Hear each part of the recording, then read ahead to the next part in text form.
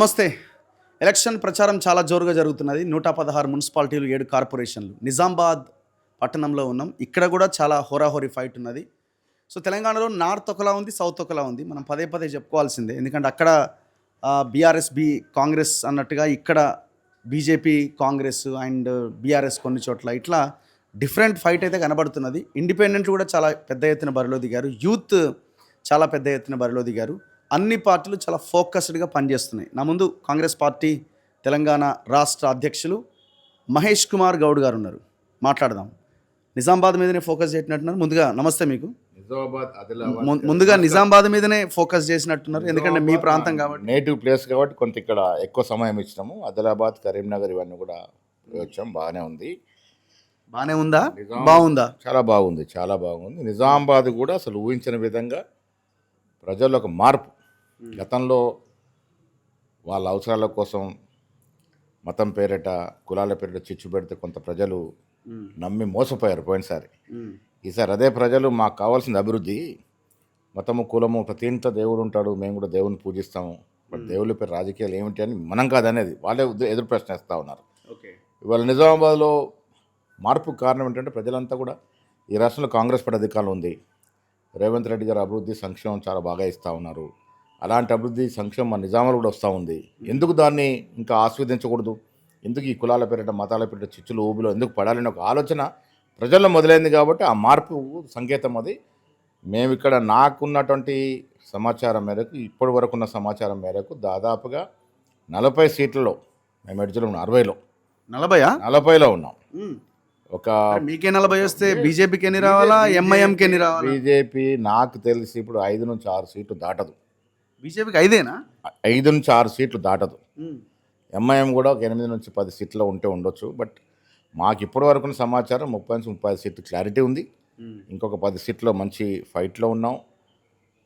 ప్రజలు గొప్పవాళ్ళు. ప్రజలు ఎప్పుడు ఏ నిర్ణయం ఎలా ప్రకటిస్తారో మనం చాలా సందర్భంలో చూసాం. ఇప్పుడే అరవింద్ గారి ఇంటర్వ్యూ, నిజామాబాద్ ఎంపీ ఆయన ఇంటర్వ్యూ చేస్తే ఆయన చెప్తున్నది ఏంటంటే డిసైడ్ అయిపోయింది. లాస్ట్ టైమే 2 సీట్లతో పోయింది. ఈసారి 34 నుంచి 35 చాలా క్లియర్ మెజారిటీ రాబోతున్నది. Second place MIM, third fourth ప్లేస్లో కాంగ్రెస్ ఉంటుంది అంటున్నారు. ఇంకా ఆయన మాటలకి అరవింద్ మాటలు గాలి నీటి మూటలు. ఎందుకు డీ శ్రీనివాస్ కొడుకు కానీ డీ శ్రీనివాస్కున్నట్టు చతురత, గ్రౌండ్ రియాలిటీ వీళ్ళకి లోపించింది పాపం. లాస్ట్ టైము ఇక్కడ కార్పొరేట్ సీటు గెలడానికి బీజేపీ గొప్పతనము, అరవింద్ గొప్పతనం కాదు. బైన్సాలో జరిగినటువంటి హిందూ ముస్లిం అల్లర్లని ఆసరా చేసుకొని, ఆనాడు ఎంఐఎం ఒక దిక్కు, బీజేపీ ఒక దిక్కు, దాన్ని ఆసరా చేసుకొని రెచ్చగొట్టి, మతద్వేషాలు రెచ్చగొట్టి ఆ సీట్లు పొందగలిగినారు. ప్రాక్టికల్ అది గ్రౌండ్ రియాలిటీ కాదు. అప్పుడు అది మోసపోయామని ప్రజలు లేటుగా గ్రహించారు. అరే బైన్సాలు ఎక్కడో అల్లర్లు జరిగితే మనం మోసపోయి హిందువులోని ముస్లింలని ఇక్కడ తగాదా పెట్టుకోవడం ఎందుకు, మనకు కావాల్సింది అభివృద్ధిని. ఒకటి రావు గారు అధికారంలో కాంగ్రెస్ ఉన్నప్పుడు ఇక్కడ బీజేపీని ఎంచుకొని ఎందుకు వారు రావాల్సిన అభివృద్ధిని పోగొట్టుకుంటారు? వీళ్ళ ముఖ్యమంత్రి గారు నినాక మొన్న డిచ్పల్లికి వచ్చి కొన్ని 100 కోట్ల నిధులు ఇవ్వడానికి సిద్ధపడినారు. అలాంటి అవకాశాన్ని ఎందుకు దీన్ని దూరం చేసుకుంటారు? ఇంకోటి, మేము అధికారంలోకి వచ్చిన తర్వాత నిజామాబాద్ జిల్లాలో అభివృద్ధి జరిగిందంటే నిజామాబాద్ కాంగ్రెస్ హయాంలోనే. ఆనాటి యూనివర్సిటీ తీసుకొచ్చాం రాజశేఖర రెడ్డి గారు ముఖ్యమంత్రిగా ఉన్నప్పుడు. మెడికల్ కళాశాల తీసుకొచ్చాం సుదర్శన్ రెడ్డి గారు, కిరణ్ కుమార్ రెడ్డి గారి నాయకత్వంలో. మొన్న నేను పీసీ అధ్యక్షుడు అయిన తర్వాత 35 ఏళ్ల చిరకాల కోరిక ఇంజనీరింగ్ కళాశాల తీసుకొచ్చాం. క్లాసులు మొదలైనాయి. నిన్నగాక మొన్న 3 వ్యవసాయ కళాశాలలు ఈ రాష్ట్రంలో వేస్తే ఒక నిజామాబాద్ తీసుకురాగలిగినాం. దాదాపు 600 కోట్ల రూపాయల మేరకు రోడ్ల నిర్మాణం జరుగుతూ ఉంది. భీమ్గల్ నుంచి బాసర్ వరకు, బాల్కొండ నుంచి బాన్స్వాడ వరకు రోడ్ల నిర్మాణం జరుగుతూ ఉంది. గెస్ట్ హౌస్ నిర్మాణం జరుగుతూ ఉంది. ఇవాళ సంక్షేమము ప్రజలు రుచిగా ఆస్వాదిస్తున్నారు. సన్న బియ్యం అనేది ఒక విప్లవాత్మకమైనటువంటి కార్యక్రమం. ప్రజలు మనం ఏ గల్లీకైనా సన్న బియ్యం బాగా వస్తుంది. ఇందిరమ్మ ఇల్లు, ఉచితంగా విద్యుత్తు, దాదాపు 70% హౌస్ హోల్డ్స్ ఉచితంగా విద్యుత్తు పొందుతూ ఉన్నాయి. సో ఇలాంటి సంక్షేమం వచ్చేటప్పుడు సంక్షేమం ఇస్తున్నటువంటి పార్టీని కాదని రోజు నీ అవసరాల కోసం కులాలు మతాల మధ్య చిచ్చుపెట్టే పార్టీని ఎందుకు ఎంచుకుంటారు? ఏమొస్తుంది వాళ్ళకి ఎంచుకోవడం వల్ల? సో ప్రజల్లో స్పష్టమైన మార్పు కనబడుతూ ఉంది ఇక్కడ. ఎస్పెషలీ మైనారిటీ ఏరియాలో, మజ్లిస్ బాగా ఉన్న ఏరియాలో కూడా కాంగ్రెస్కి వాళ్ళు ఆదరిస్తూ ఉన్నారు. కాంగ్రెస్ అక్కడ కూడా 6-7 సీట్లు గెలుస్తూ ఉన్నారు. సో మీరు ఒకవేళ అలయన్స్లోకి వెళ్ళే అవకాశం ఉంది. వీళ్ళు ముందుగానే మాట్లాడుకున్నారు ఎంఐఎంతో, వాళ్ళకి డిప్యూటీ మేయర్ ఇచ్చి వీళ్ళు ఆ అలయన్స్తో అటు కరీంనగర్లో ఇటు నిజామాబాద్లో అని ఒక చర్చని తెర మీద చాలా సందర్భాల్లో అనుమానం ఏంటంటే అరవింద్ ఎంఐఎం నాయకులు టచ్లో ఉంటాడు. అరవింద్ ఎంఐఎం నాయకుడు 100%. పోయినసారి బైన్స అల్లర్లో వాళ్ళు కూడా కలుపుకొని అల్లరి సృష్టించి తగాదాలు పెట్టి క్విట్ ప్రో లాగా నీకు సీట్లు వస్తాయి నాకు సీట్లు వస్తాయి తగాదాలు పెట్టి తమాషా చూశారు. ప్రజలు పిచ్చోళ్ళు కాదు, నిజామాబాద్ ప్రజలు. అరవింద్కి నాకు కలవాడదా ఎంఐఎం, నాకు ఎంఐఎం ఎంత దూరమో బీజేపీ ఎంత దూరం అనే మాట చాలాసార్లు చెప్పాను నేను. అసలు నీకు అలయన్స్ అనే మాటే రాదు. ఇప్పటికీ 35 సీట్ల మీద క్లారిటీ ఉన్న మేము ఇంకా అలయన్స్ పోవాల్సి వస్తుంది. 40 సీట్లు వస్తే సింగిల్గా ఫామ్ చేసుకుంటాం మేము. అసలు మీకు అవకాశం ఎక్కడిది? ఆ నరేందర్ రెడ్డి నాగం చేసిర్రు, 8 కోట్లు కట్టించిండు, ఆయనకు అమ్ముకున్నాడు, ఈయన కొనుక్కున్నాడు అని మిమ్మల్ని అంటున్నారు. బీఫామ్లు అమ్ముకున్న చరిత్ర అరవింద్ది.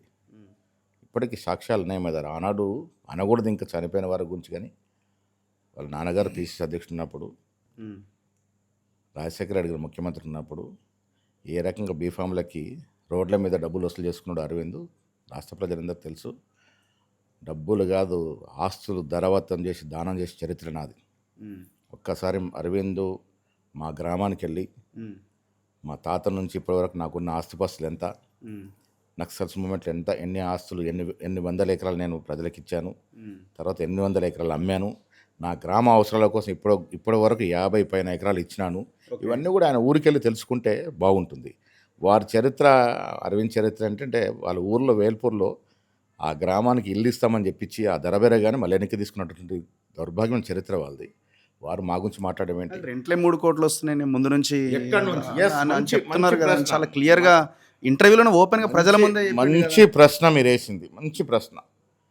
3 కోట్ల రెంట్లు వచ్చే స్థాయికి అరవింద్ ఏ రకంగా ఎదిగినాడు?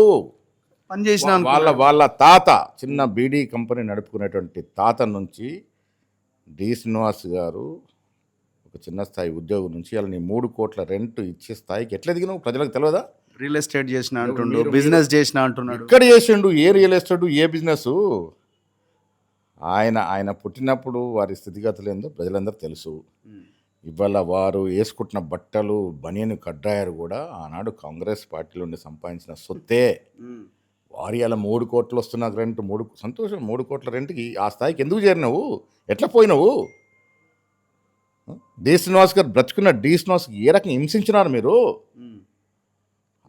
ఆఖరి క్షణంలో కాంగ్రెస్కి రావాలని తపన పడి నడవలేని స్థితిలో వారు కాంగ్రెస్ ఆఫీస్కి వస్తే వెనక్కి తీసుకెళ్ళి దబాయించి బెదిరించి మళ్ళీ వెనక్కి తీసుకెళ్ళి సంతకాలు పెట్టించిన చరిత్ర మీది కాదా? ఆయన చిరకాల కోరిక కాంగ్రెస్ పార్టీలో చనిపోవాలని. అలాంటి పరిస్థితులు మీరు ఆయన తీసుకెళ్ళి దబాయించి బెదిరించి మళ్ళీ సంతకాలు పెట్టి నేను చేరలేదని రాపించిన చరిత్ర మీది కదా. నీకు నష్టం జరుగుద్దని. ఈయనేదో తాతగారు ఆర్ఎస్ అంట. అసలు తాతగారు ఆర్ఎస్ ఎక్కడ? నువ్వు పుట్టినప్పుడు మీ తాత లేనలేరు. ఆయనకైనా రంగు పూసుకొని రాజకీయాల అవసరాల కోసం నేనేదో మా తాత ముత్తత్ల ఆర్ఎస్ ఏంటి? ఆర్ఎస్ ఎక్కడున్నప్పుడు? పరిపూర్ణమైనటువంటి స్వచ్ఛమైనటువంటి కాంగ్రెస్ వాది డి శ్రీనివాస్ గారు, వారి కుమారుడు అరవింద్ రాజకీయ అవసరాల కోసం కలర్లు మార్చి, రంగులు మార్చి, అమిత్ షా ఉన్న సంబంధాలని వాడుకొని అనేది ఎంపీ సీటు తెచ్చుకొని గెలిచినారు. ఇప్పుడు జనంలో మత చిచ్చు పెట్టి గెలిచినారు. అరవింద్ అనేవాడికి మహేష్ కుమార్ గౌడ్ రాజకీయ చరిత్ర గురించి మాట్లాడే అర్హత లేదు. ఇప్పుడు మమ్మల్ని మతం అంటే మీరు ఎంఐఎంతో కలిసిపోవడం మతం కాదా అని అడుగుతా. ఎంఐఎం కూడా మతవాద పార్టీ అని చెప్పింది నేను. బీజేపీ కూడా మతవాద పార్టీ. ఈ 2 పార్టీలకు సమాన దూరంలో ఉన్నాం మేము. బీజేపీకి ఎంఐఎం మీద పోటీ చేసి 6-7 సీట్లు గెలుస్తూ ఉన్నాం మేము. ఇది మా రాజకీయ లక్షణం. అలయన్స్ అన్న చర్చకి అసలు అర్థమే లేదా? అరవింద్ ఏదో మాట్లాడుకుంటే ప్రజలు నమ్మే పరిస్థితి లేరు. అలయన్స్ అంటే ఏంది? అలయన్స్ పెడితే బాధ్యత పెట్టుకున్నాం గతంలో. మేము టీఆర్ఎస్ అలయన్స్ పెట్టుకున్న రోజులున్నాయి, టీడీపీతో అలయన్స్ పెట్టుకున్న రోజులున్నాయి. దొంగచాటు వ్యాపారం చేయం మేము. ఇవాళ నిజామాబాద్లో మేము ప్రతి ముస్లిం వార్డులో పోటీ చేస్తూ ఉన్నాం. నేను ఇప్పుడు చెప్తున్నాను రఘు గారు, మీకు 6-7 సీట్లు గెలుస్తున్నాం మేము. ఈయన మీద గెలవట్లే, ఎంఐ మీద గెలుస్తున్నాం మేము. ఇంకా అలయన్స్ మాట ఏముంటుంది? ఇప్పుడు ఈ లాంగ్వేజ్ మీద డిస్కషన్ ఏంటి? ఆయన ముఖ్యమంత్రి ఈయనని గుండు అన్నాడని, ఈయన ఆయనని ఇంకొక రకంగా పొట్టోడు అన్నాడని, ఇట్లా రకరకాల డిస్కషన్ జరుగుతున్నాయి. నేను అడిగిన ఎందుకు మాట్లాడుతున్నారు అంటే ఆయన ఎందుకన్నాడు, ఆయన అన్నాను, నేను ఆయన అన్నా అంటున్నాను. రేవంత్ రెడ్డి గారు ఎక్కడ కూడా ఆ రోజు మీటింగ్లో కూడా అమిత్ షా మన మోడీ గారేని అన్నాడు, అరవింద్ గారేని అన్నాడు. ఎక్కడ చెడు ప్రయోగం చేయాలి కదా. అంటే అంతకుముందు ఆ తర్వాత మాట్లాడే ముఖ్యమంత్రి రేవంత్ రెడ్డి గారు ఒక ముఖ్యమంత్రి, రాష్ట్ర ముఖ్యమంత్రి. ఆ మాత్రం గౌరవం లేకుండా మాట్లాడితే ఎట్లా మీరు? ఇప్పుడు మన ఏజు, మన వయసు, మన స్థాయిని మించే మాట్లాడాలి కదా, స్థాయి దృష్టిలో పెట్టుకొని మాట్లాడాలి కదా. వారి నాన్నగారు డి శ్రీనివాసరావు మాకు విభేదాలు ఉన్నాయి. రాజకీయంలో మొదట్లో వారు గురు శిష్యులం మేము. తర్వాత రాజకీయ విభేదాలు వచ్చాయి. ఎంత తీవ్రమైన విభేదాల రోజుల్లో కూడా వారు అక్కడ 100 మీటర్ల దూరంలో కారు దిగితే నేర్చుకుని నిలబడేది మేము. అది మర్యాద మేము నేర్చుకుంది, అది సంస్కారం మేము నేర్చుకుంది. మీకేం సంస్కారం ఉంది? ఏం మర్యాదలు ఉన్నాయి? ఏం మాట్లాడుతున్నావు నువ్వు? ఇంకొక మాట అన్నాడు నా ఇంటర్వ్యూలో, కౌన్సిలర్గా కూడా గెలవని మహేష్ కుమార్ గౌడ్ ఆయన ఇప్పుడు ఇక్కడికి వచ్చి ఇక్కడ మేయర్ని గెలిపించి అంత సినిమా ఉందా అని అంటున్నారు. ఆయన ఎట్లా గెలిచినట్టు మతం అనేది లేకుంటే కౌన్సిలర్ కాదా, గ్రామంలో వార్డు మెంబర్ గెలడు. వార్డు మెంబర్ అదే వేల్పూర్లో, వాళ్ళ టౌన్ వేల్పూర్లో వార్డు మెంబర్ గెలిస్తే జై శ్రీరామ్ అని కాకుండా మతం పేరు లేకుండా నీ తాతం పుట్టిన వేల్పూర్లో నువ్వు వార్డు మెంబర్ గెలిస్తే నేను దేనికంటే నాకు సిద్ధం. రాజకీయాలు అవకాశాలు వస్తాయి. ఎమ్మెల్యేగా పోటీ చేశాను. 94లో నా వయసు 27 సంవత్సరాలు 30 ఓట్లు తెచ్చుకున్నాను. గెలిపోవటం సహజం. 2 సార్లు సీటు త్యాగం చేశాను నేను. పార్టీ గుర్తించి ఎమ్మెల్సీ ఇచ్చింది. నువ్వు ఏదో మతం పేరుతో గెలుస్తున్న పెద్ద గొప్ప నాయకుడు అయిపోయినావు. మిగతా వాళ్ళంతా పిచ్చోళ్ళు దగ్గర పడుతున్నారు మీకు. ఓవరాల్ తెలంగాణలో సిచ్యువేషన్ ఏంటి? 116 మున్సిపాలిటీలు, 7 కార్పొరేషన్, 75 to 90% మున్సిపాలిటీలు మేము గెలుస్తూ ఉన్నాం. 75%? 75% to 90%. సర్పంచ్లే 50 అన్నారు, మరి ఇది 75 దాకా ఎట్లా పెరుగుతుంది? సర్పంచ్లు 73% గెలిచాం. మీరు చూసుండాలి. ఎందుకు? మళ్ళీ కారణం ఒకటే, అభివృద్ధి, సంక్షేమం.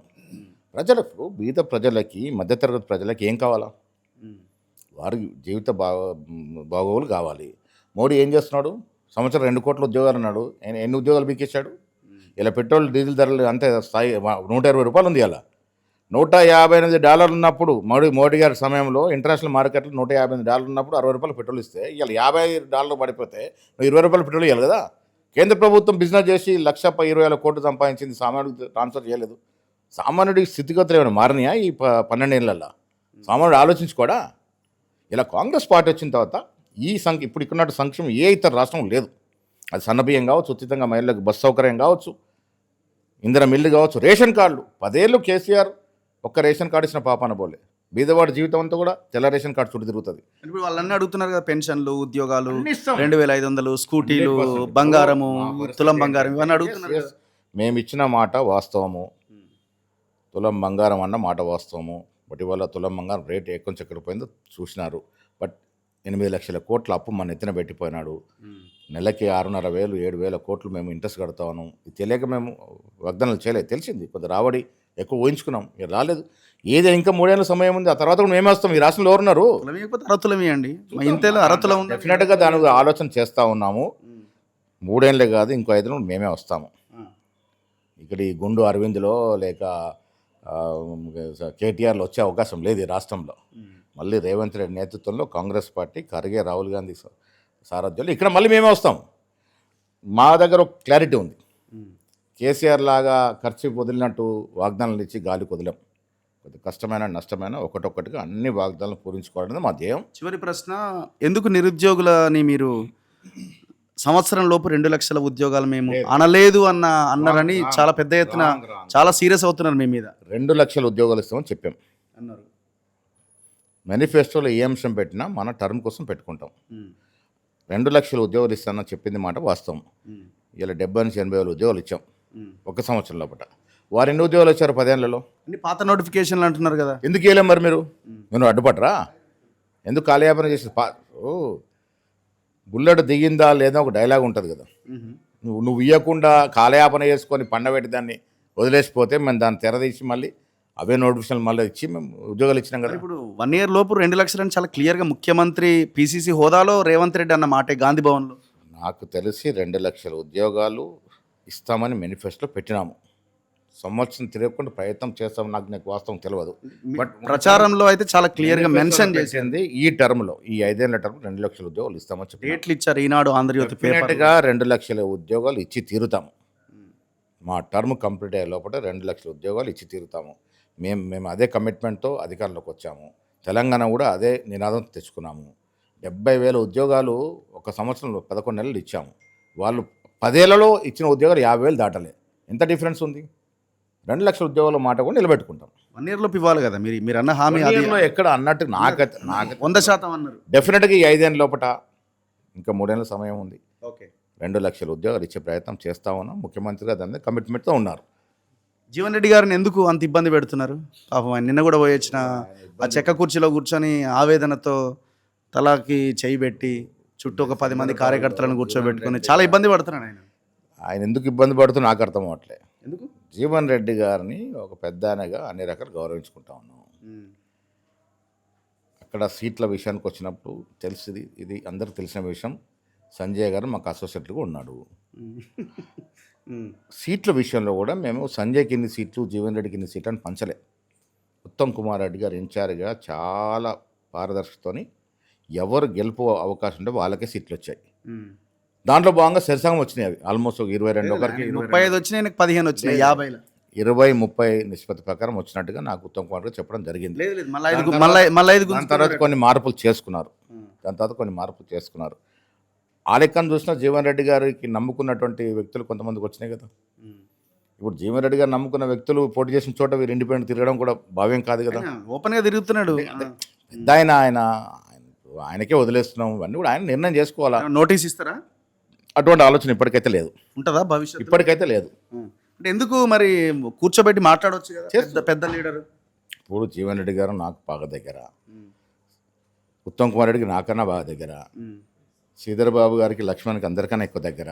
అందరు కూడా మాట్లాడుతూ ఉన్నారు. కాదు, పాయింట్ ఏంటంటే ఇప్పుడు ఆయన బీఆర్ఎస్ నుంచి వచ్చింది కదా సంజయ్, మీ పార్టీతో అసోసియేట్ అయినాడు కదా. ఆయన ప్రచారం కాంగ్రెస్కి చేస్తున్నాడు. సుప్రీంకోర్టుకి అఫిడవిట్ అండ్ స్పీకర్కి చెప్పిన దాంట్లో నేను బీఆర్ఎస్లోనే ఉన్నా అని చెప్పిండు. ఎట్లా ఈ లైన్ అసలు ఎక్కడ? తర్వాతనే కాంగ్రెస్లో చేరినటువంటి కార్పొరేటర్లు సర్వే ఆధారికంగా సీట్లు ఇవ్వడం జరిగింది. కుడియడం ఉంటే సర్దుకుంటారు. ఆల్మోస్ట్ మిగతా విషయాలు సర్దుబాటు అయింది. ఎలక్షన్ అయ్యేటప్పుడు అది కూడా సర్దుకుంటారు. వదిలేసి ఆయన ఏమన్నా జీవన్ ఏం లేదు, అటువంటిది ఏం లేదు. ఎవరు కూడా జారా పెట్టుకోదు పార్టీ. అంతేనా? అంటే ఇక మీది ఏం లేదు ఇక అని సంజయ్ ఏం లేదు. ఇప్పటికి కూడా ఆయనకు సీట్లు ఇచ్చాం, ఆయన చేస్తా ఉన్నాడు. రండి ఆ meeting. Thank you very much. Thank you. ఇది మహేష్ గౌడ్ గారితో స్పెషల్ ఇంటర్వ్యూ. చూస్తూనే ఉండండి మన తొలి వెలుగు.